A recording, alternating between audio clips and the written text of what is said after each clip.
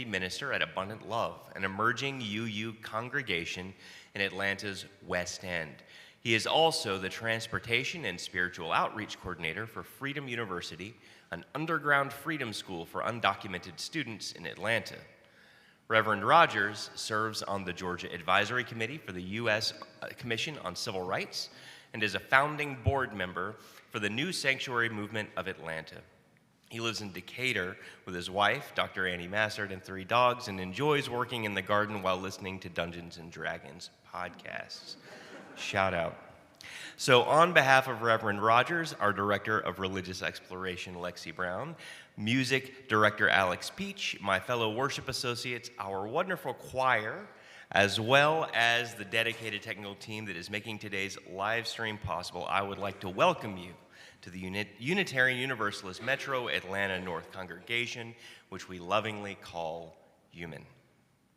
We are a liberal faith community with the mission to nurture our spirit, strive for justice, and transform the world. No matter who you are, whom you love, or where you are on your spiritual journey, you're welcome here. If there are any of you visiting us for the first time and feel comfortable doing so, please rise as you are able and introduce yourself so that we can worship together with one another as friends. Are there any first-time visitors on my left? I am Leo. I am Carlos Nephew. I am visiting from Brazil and first of all. Welcome. And am I right?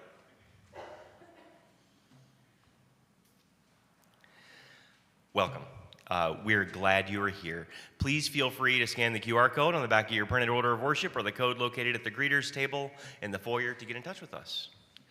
All ages are welcome in this service. There is a fidget shelf for children of all ages in the back of the sanctuary, and nursery care is available. Religious exploration for children and youth takes place today at 11:15 in Discovery Hall. The schedule for the next several weeks is in your printed order of worship. Today's second hour adult enrichment offerings are also listed. Lunch ministry meets after second hour, departing UUMAN around 12:15. Please see the whiteboard in the lobby for this week's location. The next Common Grounds Coffee House will be Saturday, March 16th. It's coming up. Doors open at 7, $5 suggested donation at the door, cash only. Come support UUMAN and local area musicians right here in our sanctuary. Bring some extra cash to tip the performers and for treats from the kitchen.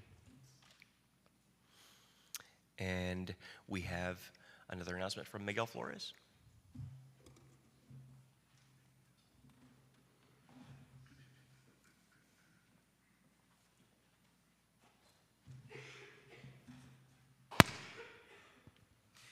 Hi everyone, my name is Miguel Flores, and this past year I signed the book and became a member of this congregation. Finally, of course I'd already been coming to UUMAN for years, and I'd made strong connections with so many of our members. I was already a member of our heroic live stream team, and I had helped plan some events with other people in our congregation. Nevertheless, I dragged my feet for a long time on joining for real, and by that I mean signing a stewardship form. One of the events that really changed my perspective about pledging to UUMAN happened last year. As I'm sure many of you are aware, our sanctuary experienced some water damage last year. During that time, we moved our worship space to Fellowship Hall, and as a member of the live stream team, I remember one Saturday coming in to help set up wiring and cabling for the microphones and speakers we would need for service in Fellowship Hall. I remember so much energy and activity and urgency those first couple weeks in our temporary sanctuary as we scrambled to figure out how to do sound and video in such a different environment. For me, it was really inspiring to see the room fill up completely in the minutes before service, and I distinctly remember some of our newest members first visited us during that time. It made me appreciate how much our community cares about staying connected and sharing our message. Even during COVID, when we couldn't meet in person for a long time, many of us collaborated to create virtual services that we could tune into, and for a time, we even live streamed services where only the worship team was present in the sanctuary. All those behind-the-scene efforts made UUMAN one of the most unshakable things in my life that I've come to rely on for inspiration and support in the years since.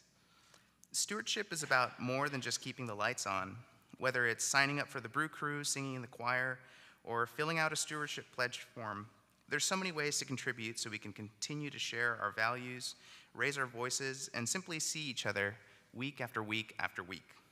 So consider pledging this year. Thanks.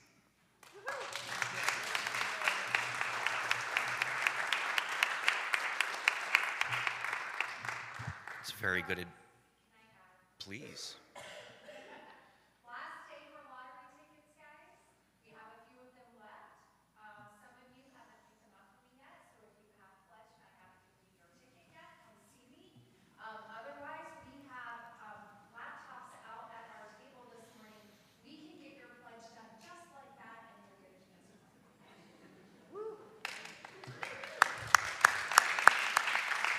I think that's very good advice. I'm going to think about pledging myself. Thank you, Miguel.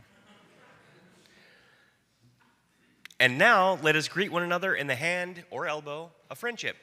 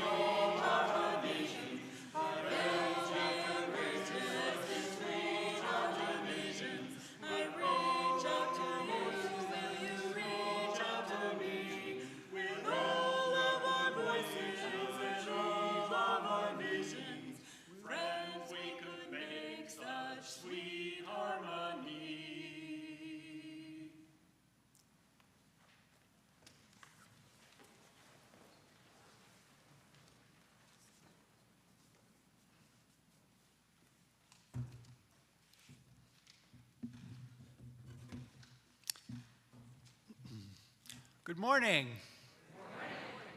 I am Reverend Jonathan Rogers, and I am so happy to be here, excited to be here, grateful to be with y'all on this daylight savings morning, brought to you by coffee.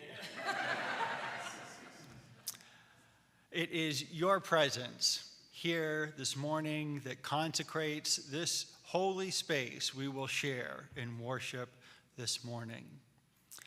Before I offer our call to worship words, I wanted to add just one brief announcement regarding Freedom University, which I am the transportation coordinator for, as Greg mentioned.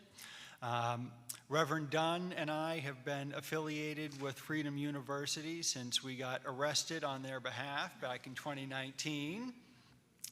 And Reverend Dunn last year was one of our volunteer drivers, which is what we need help with for the next 2 months between now and May 11th. If you're able, we could really use another couple drivers because the Georgia police and some of the county and municipal police in the areas that our students come from have begun setting up checkpoints in heavily Latino areas to ask folks for their papers or whatever the legal justification might be for questioning their immigration status. So our undocumented neighbors really need us to step up for the next couple of months.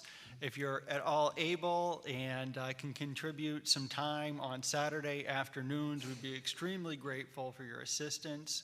Classes are 3 to 5 p.m. on Saturday afternoons. They take place in downtown Decatur, specific location disclosed if you're able to indeed drive students. It is not a trivial commitment. It certainly takes a chunk of your Saturday, but the need is imminent, and it's a short, defined period of time, like I said, just these next 8 weeks, and it is an extremely rewarding experience. One of the students that Reverend Dunn drove last year and that I had gotten to know as well, this year is a freshman on a full ride scholarship at Oglethorpe, and so helping students to access Freedom University makes a huge difference in their lives and futures. Feel free to come talk to me after the service if this is something that you can help with, and thank you so much. Our call to worship words this morning are by Reverend Rosemary Bray McNatt, who is president of the Star King School for Ministry. By no means are we Unitarian Universalists perfect. We often fail as much as we succeed. Yet even when, as the hymn goes, we have broken our vows 1,000 times, we return to this essential work of justice and liberation for all. We do the work best when we remember what church is and what it is not. Church is not a place to hide. It is not the place to get away from the world. It is not a place where we get to pretend that the lives that we live and our particular situations are not terribly complex, often confusing, and sometimes depressing. Church is the place where we stand with one another, look the world in the eye, attempt to see clearly, and gather strength to face what we see with courage and, yes, with joy. And now let us light our chalice together.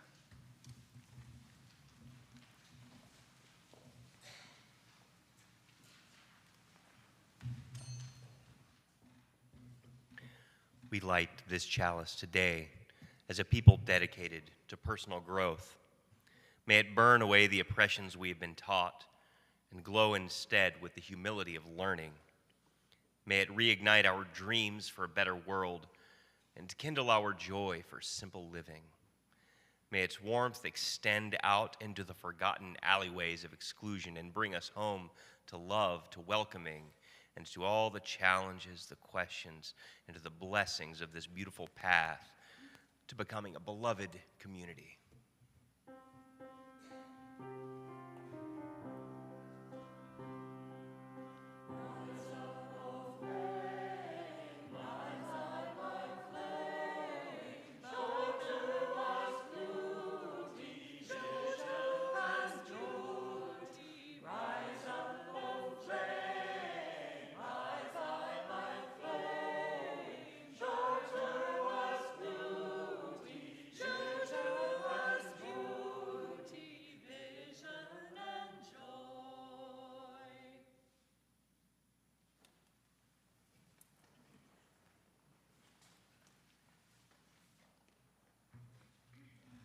And now please turn to hymn number 1017 in your teal hymnal.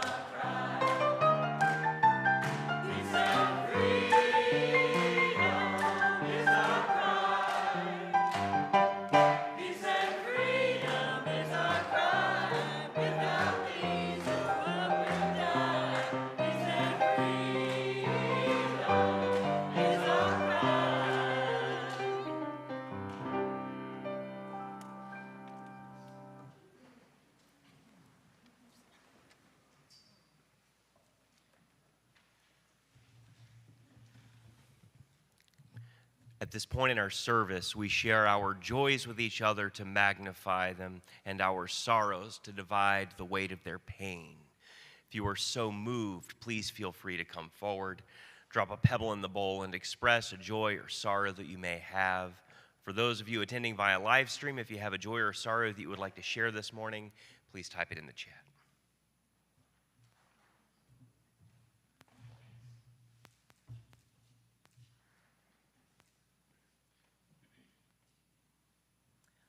Hi, I'm Valerie Bayless, a member of this community. I have a joy this week. My official Social Security card and driver's license came for changing back to my maiden name after 20 years of a rather misguided time. So that is very much a joy, and when I got my new Social Security card, I actually had to practice how I used to sign my name. So that's a joy for me. Thank you.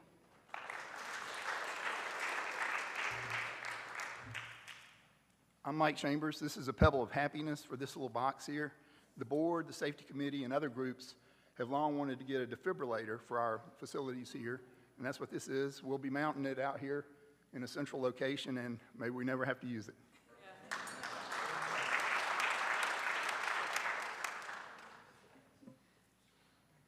Good morning. I'm Amy, and a member of this congregation, and I have a joy, and that is looking at the growth in this choir. It's joyful. It really is. Thank you all.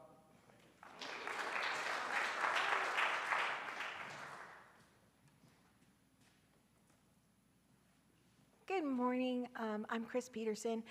For those of you that don't know, Greg and I are actually cousins, and our shared aunt is unfortunately very ill. She had breast cancer, went into remission, and it came back a couple months ago in her lymph nodes and bones and liver, and she spent the last week in the hospital.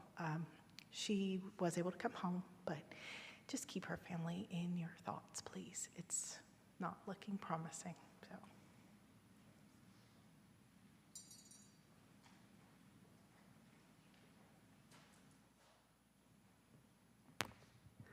Hi, my name is Elizabeth Rohan, and I am one of the senior youth advisors here at UUMAN. And I just want to say what a joy it is working with the youth. And we're practicing today for our service, which is next week. We hope you will all be there, even choir, even though you're not singing. So this is a pebble of joy for that, and also to remind you to just swiftly make your way to the coffee so that we can practice with the microphone today. Thank you.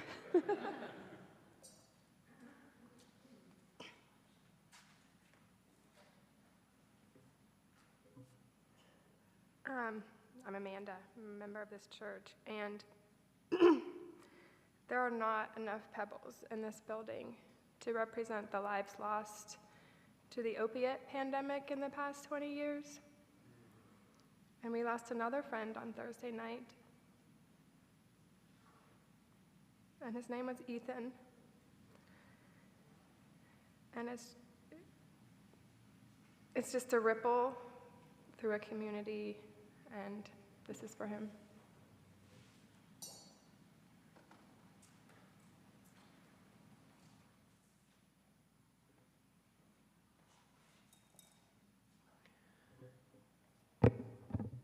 I'll drop one final pebble for all those joys and sorrows still too tender to escape the folds of our hearts. Let us keep one another in our thoughts for the coming week.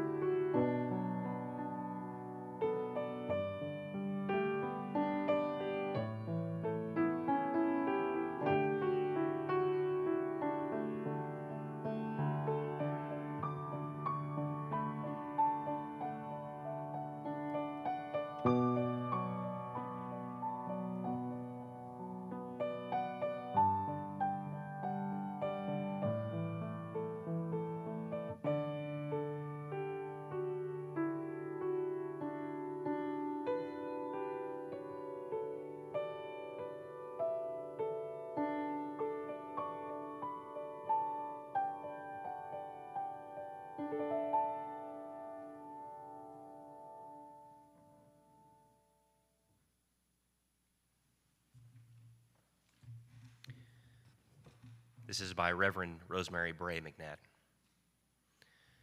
Why are we still talking about inclusivity and diversity when we have done so little to make them real? Why are we still looking pained about the lack of diversity in the denomination? Because diversity, inclusivity is terribly hard, terribly uncomfortable, definitely unsettling, and often quite frustrating. What I know about being inclusive, crossing from culture to culture, learning the language of diversity, is that it's the work of a lifetime. It's hard to accept people who are not like you, who don't talk the way you do, or believe the things you believe, or dress or vote as you do. It's even harder to appreciate them for the things about them that are not like you, to find them interesting and fun, to enjoy the learning that's part of the experience, and to acknowledge, finally, that you may have to agree to disagree. The truth is, if there is no justice, there will be no peace. We can read Thoreau and Emerson to one another, quote Rilke and Alice Walker and Howard Thurman, and think good and noble thoughts about ourselves. But if we cannot bring justice into the small circle of our own individual lives, we cannot hope to bring justice to the world. And if we do not bring justice to the world, none of us is safe, and none of us will survive. Nothing that Unitarian Universalists need to do is more important than making justice real here, where we are. Hard as diversity is, it is our most important task.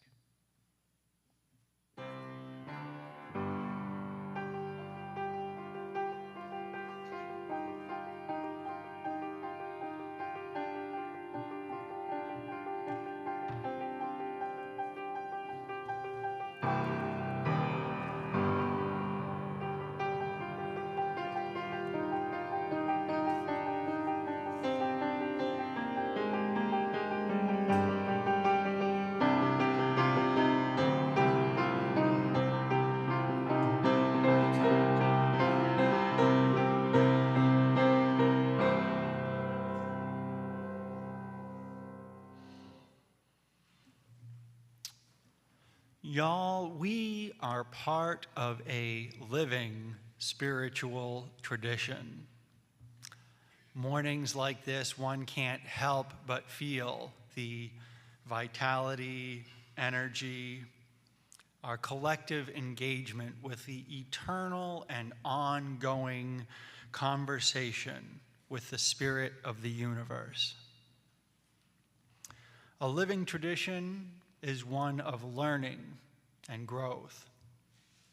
Our Unitarian Universalist congregations and association, denomination have adopted or are in the process of adopting an eighth principle, which states that we covenant to affirm and promote journeying towards spiritual wholeness by building diverse, multicultural, beloved community through our actions that accountably dismantle racism and other oppression.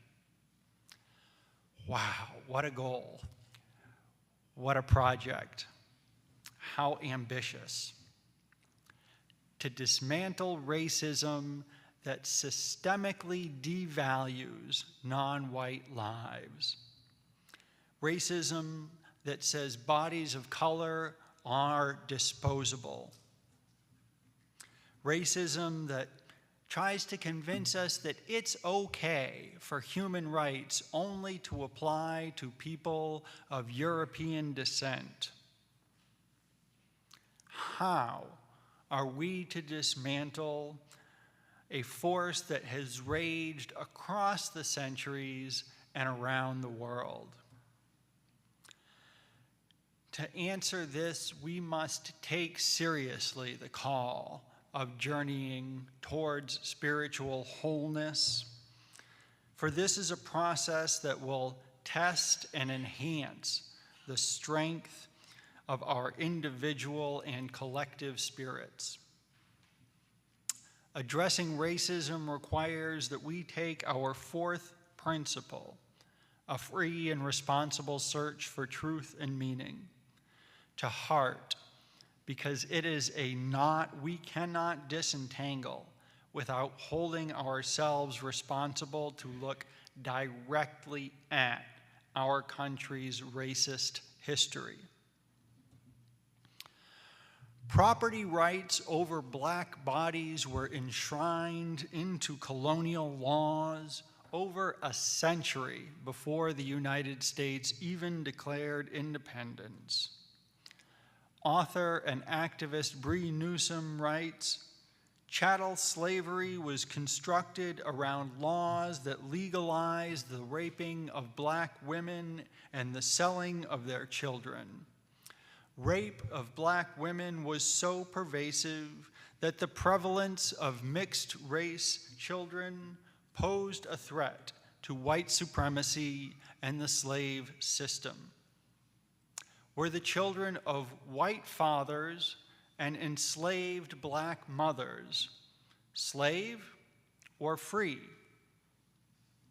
English law had traditionally held that children inherited status and titles from their fathers. This custom was specifically changed in America to accommodate the growth of slavery.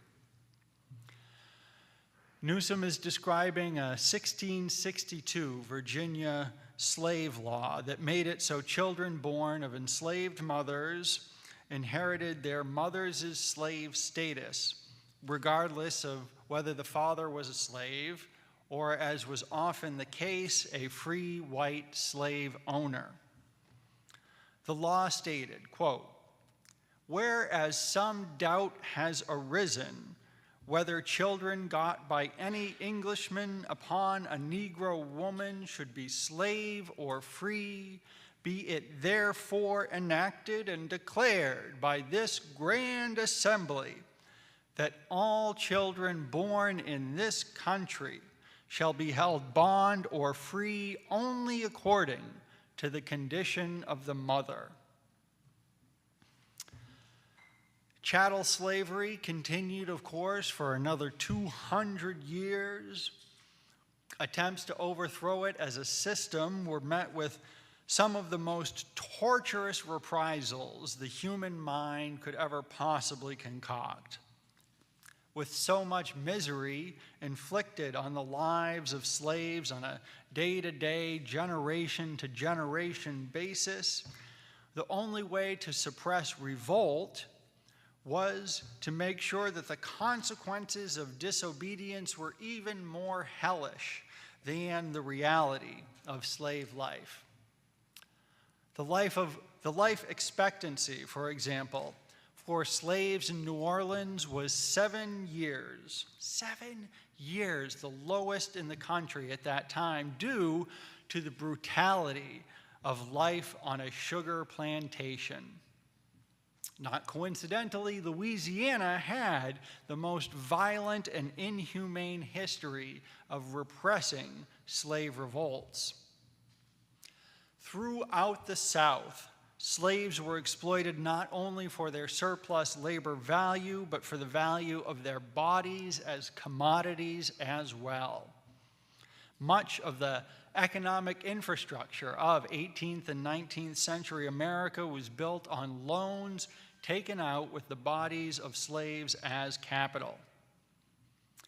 In 1865, the government passed the 13th Amendment, which ended slavery and involuntary servitude, but with one very important exclusion, which is as punishment for a crime. The devil's in the details, am I right? And boy, howdy, was that loophole widened into an expressway. Andrew Johnson was president during the Reconstruction era in the post-Civil War times, and he was one of the most cowardly and racist presidents that we have ever had, and that is a competitive category. In the absence of a federal enforcement of the 13th, 14th, and 15th Amendments, the exploitation and terrorization of Black Americans continued for yet another century. Another round of federal legislation arose in the Civil Rights Act and the Voting Rights Act, and yet that old loophole loomed large. Not only did incarceration turn out to be a very effective means of repressing Black radical urban revolts in the 1970s, but there was a lot of money to be made in locking up over 1 million people who could be legally forced into involuntary servitude. You know who still does a substantial proportion of the brutal and deadly work of harvesting and processing sugar in Louisiana? That's right, the prison population, which is 2/3 Black, despite white people being the majority in Louisiana. The more things change, the more, unfortunately, they stay the same. Looking back at the legislative history of our country, from the Virginia slave laws to the loophole in the 13th Amendment, looking back at our economic history from the extensive exploitation of plantation labor to the use of prison labor, there is one force that these histories invariably serve, and one force that has always exacerbated the division and exploitation for its own perpetuation. A free and responsible search for truth and meaning requires that we call out its name, which is capitalism. We cannot root out systemic racism if we do not overcome capitalism. Chattel slavery would not have been possible without literal laws that changed inheritance based on racist logic. It was a system that could only be justified by dehumanizing its black victims. The brutal torture and economic exploitation that kept slavery going for centuries would not have been possible where liberty and justice for all actually existed. It was only through depriving people of their rights based on the color of their skin that these actions could be justified. Imprisoning 1.2 million Americans to do involuntary servitude isn't in keeping with how we see ourselves as a country today. But enough of the population is willing to look the other way because most of its victims are black, and Americans have relied on the exploitation of black bodies for so long that we have become numb to it. Racism has persisted in our nation not because of individual hatred, but for the sake of justifying the exploitation of black bodies and labor that capitalism depends on. Capitalism's origins relied on what Marx called primitive accumulation through colonialism, a dispossession of the global South, justified by the dehumanization of non-white populations. Capitalism's constant growth is made possible by technological advancements and the exploitation of surplus labor, and slavery has been the most potent form of exploitation of labor. Today, American hegemony and capitalism depend on a constant influx of underpriced commodities coercively extracted from the lands of the global South via the underpaid and unprotected labor of people of color. Domestic companies here in the US rely on underpaying their workers as well. And they can get away with that because oppressed labor can always be threatened with homelessness and incarceration. And we only put up with homelessness and incarceration because they mostly affect poor and disabled people of color. We've been programmed to see poor folks in America as being punished by God through prosperity gospel and capitalist-informed morality. Racial divisions in our country aren't because we're destined to hate one another on the basis of skin color. They're because causing and exploiting racial divisions is and always has been to the extreme benefit of capital accumulation. If we are serious about dismantling racism, as we have pledged ourselves to do as Unitarian Universalists, We need to overcome the capitalist tendencies that perpetuate racism for the sake of profit. To live a free and responsible search for truth and meaning, we need to name and confront the barriers to a world community with justice and liberty for all. We must move away from performative liberalism in favor of a faith of action. Such will not be a simple process. The transition from feudalism to capitalism took hundreds of years and thousands of failed experiments. The transition to superseding capitalism will too. But everywhere I turn, in an attempt to live our UU principles, commodification, extraction, and exploitation, the core traits of 21st century capitalism, are in the way. We can't live without capitalism yet, but if we can't begin to imagine and enact a world that supersedes capitalism, we'll keep running into those barriers no matter how long and how hard people of conscience try. Once we summon the collective courage to name and confront the barriers to building a better world, our dismantlement of those borders, those barriers, will be unstoppable.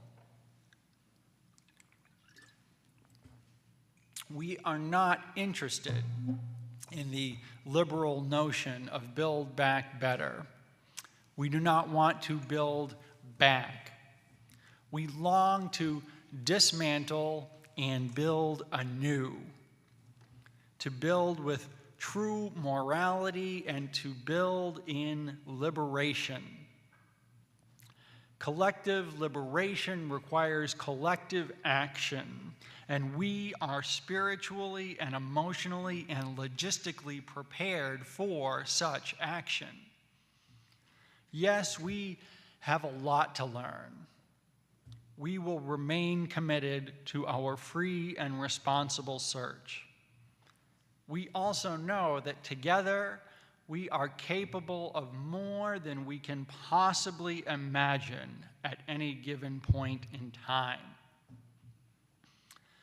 I remember as a teenager growing up in Central Maine in the 90s, attending church alongside a longtime local LGBT activist who told us one morning in joys and concerns about how much of a toll the fight for gay rights was taking on her and her family. I can still picture the fatigue and despair on her face standing at the front of the sanctuary that morning. It was so profound that our minister came down from the pulpit to give her a hug, which was something I had never seen in our church before. Then other people began to come forward and join their arms into that hug as well, and to literally lift her up into the air as a community. And as we held her, folks began to gently sway and rock, and we sang, "How could anyone ever tell you you were anything less than beautiful? How could anyone ever tell you you were less than whole? How could anyone fail to notice that your loving is a miracle? How deeply you're connected to my soul." That is a memory that I will never forget, and one that I return to often when I feel overwhelmed by despair and I need courage, and reassurance about the state of our movement for collective liberation. It reminds me that because each of us are sacred and none of us are left behind, we can never be defeated. Because the flame of our movement is held amongst so many of us, we will always be able to rekindle it when we need to. Several years after this moment of radical love in my home congregation, same-sex marriage became legal in Massachusetts thanks to a legal challenge by UU Hillary Goodridge. In 2015, when the Supreme Court announced that same-sex marriage was legal nationwide, I was at General Assembly in the same room as Ms. Goodridge.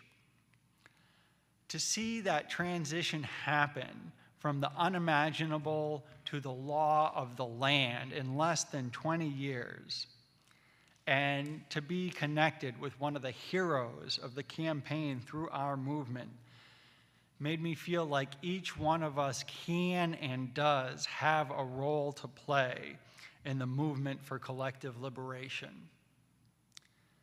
UUs are capable of more than we can imagine when we act together.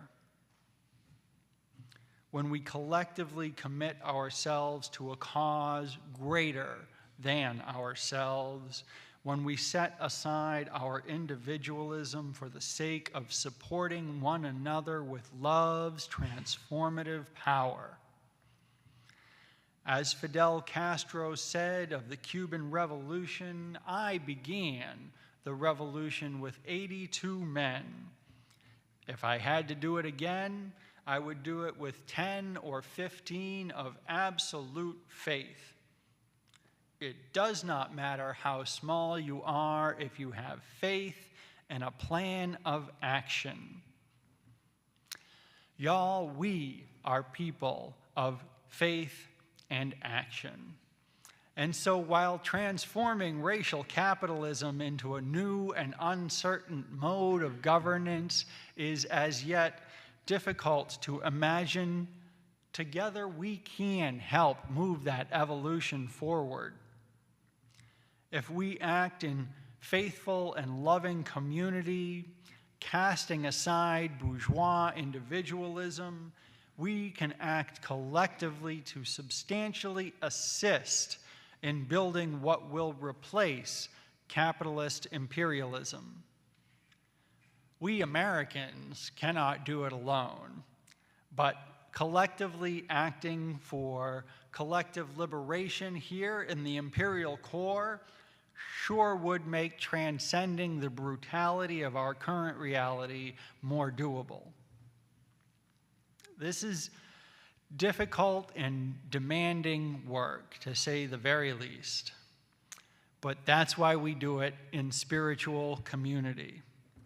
Knowing that the more fully we embrace a free and responsible search for truth and meaning today, the more revealed truth future generations of Unitarian Universalists will have to rely on.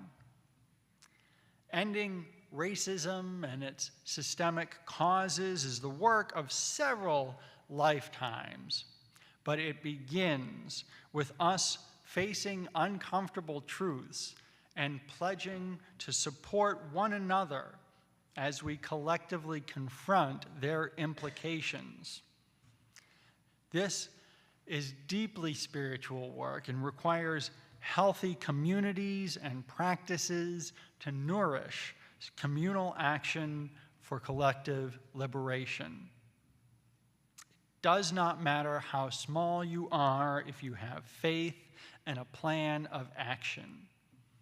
We are small, but if we stick together and support one another, we can never be defeated. May it be so, and may we be the ones to make it so.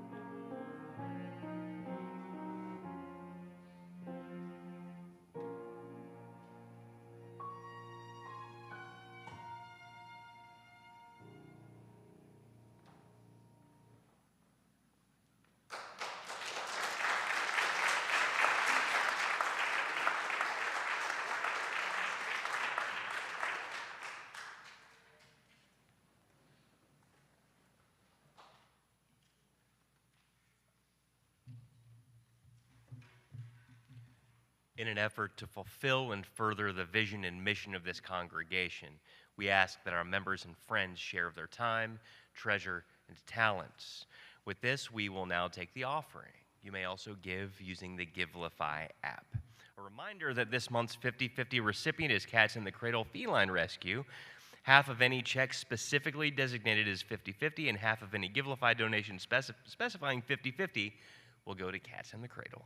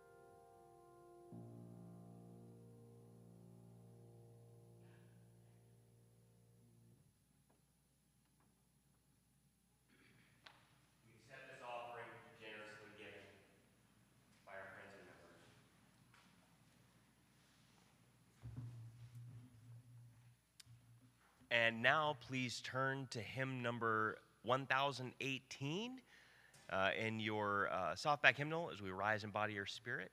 Alex will play through once and then we will sing together.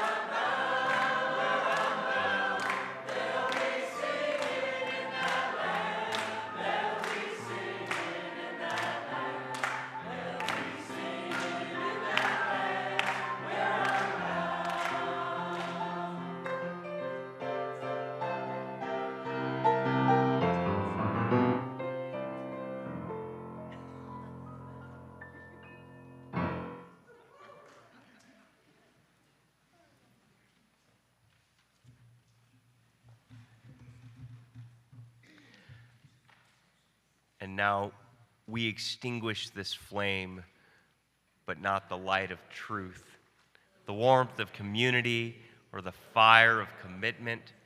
These we carry in our hearts until we are together again.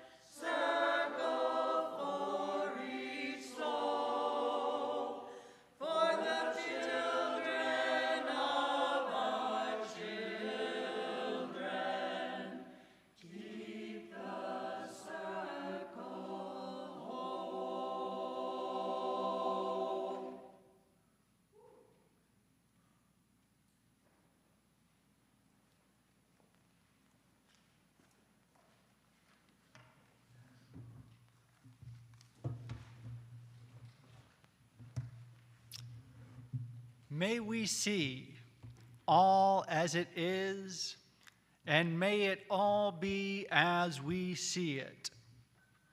May we be the ones to make it as it should be, for if not us, who? If not now, when? This is answering the cry of justice with the work of peace. This is redeeming the pain of history with the grace of wisdom. This is the work we are called to do, and this is the call we answer now. To be the barrier and the bridge, to be the living embodiment of our principles, to be about the work of building beloved community, to be a people of intention and a people of conscience.